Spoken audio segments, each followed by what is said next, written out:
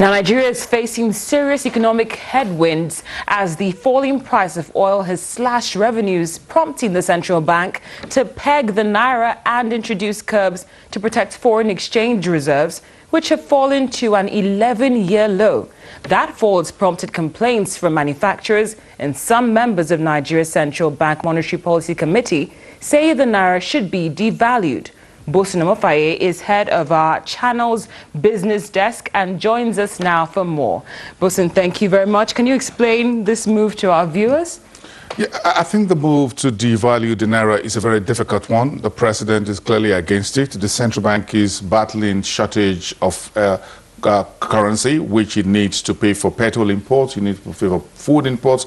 So as Nigeria's food imports bill continue to rise and there is less you producing locally because of energy, petrol and electricity shortages, you find the right atmosphere for things to become really, really challenging. So as you rightly put it, the headwinds are just there. So the currency will have to be managed. The resources and revenues coming to the government from hard currency is getting smaller. The government is getting a lot of accretion in naira, but you need to spend more naira to get a single dollar. So if you're looking at from between official and the power and the street market rate, looking at this getting wider than ever before. So this is a time for Nigeria to manage the few currencies, foreign currencies it has for very essential needs. Now, this devaluing of the naira that is being proposed, it's not. It's a means to an end, I believe.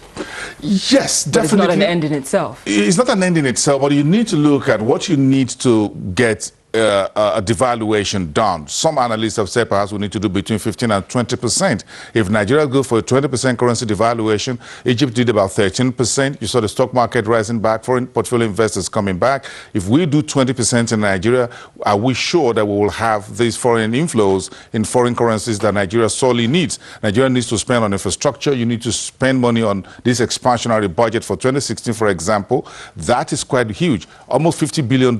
That's a lot of money here. We're talking about 6 trillion. So you need to find the basis for which you will find currency inflows. But the government is very careful not to open the floodgates of inflation that will be out of control because the level of industrial production locally is very small. So the government is weighing these options, and that's why it's finding it difficult and very hesitant to let go of the value of the naira and let market forces determine it.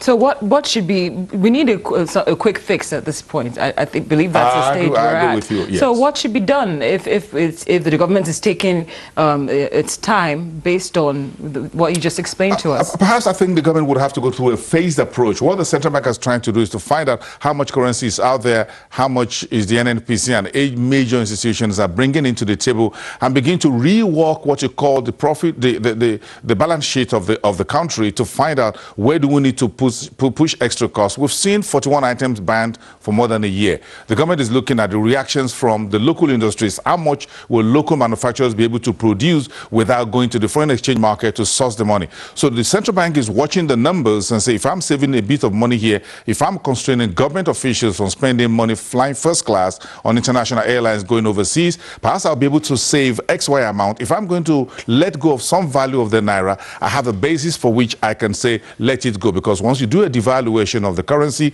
you need to support it with some level of reserves that you have. Right now, what we have is not that much. We are less than $30 billion in terms of currency reserves, and that is not strong enough for 160 million people. Well said. Well, Bosun Omofaye, head of our Channelstv business desk, thank you so much for joining us on Africa 54. Now, the manufacturers, by that we mean the artists who created the cast bronze Benin art of the 15th century, produced a rich heritage during the pre-colonial Edo Empire in Nigeria. In those days, the best art was reserved for royalty. Channel's correspondent Chris Ilems takes us to Edo State, where art is still being made for anyone who wants it. The ancient city of Benin has for centuries remained the home of bronze casting, a vital part of the people's way of life.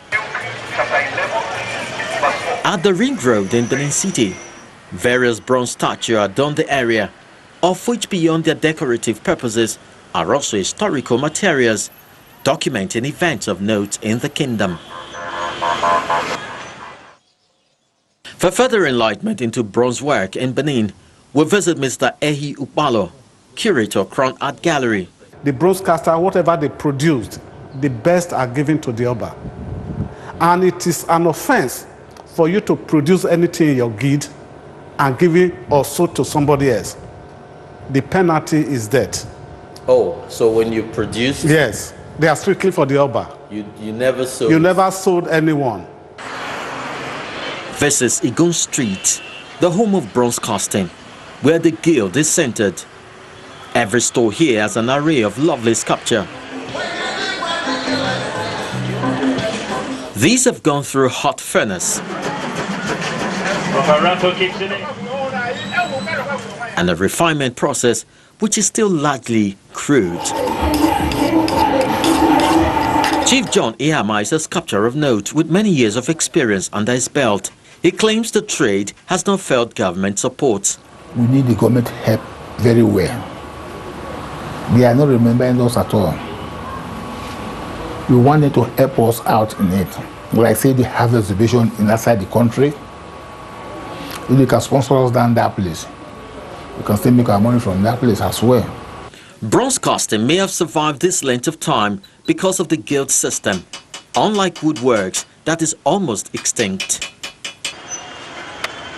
Our visit to Igbisama Street, where carvings used to thrive, reveals an industry that seems to have had its light blown out.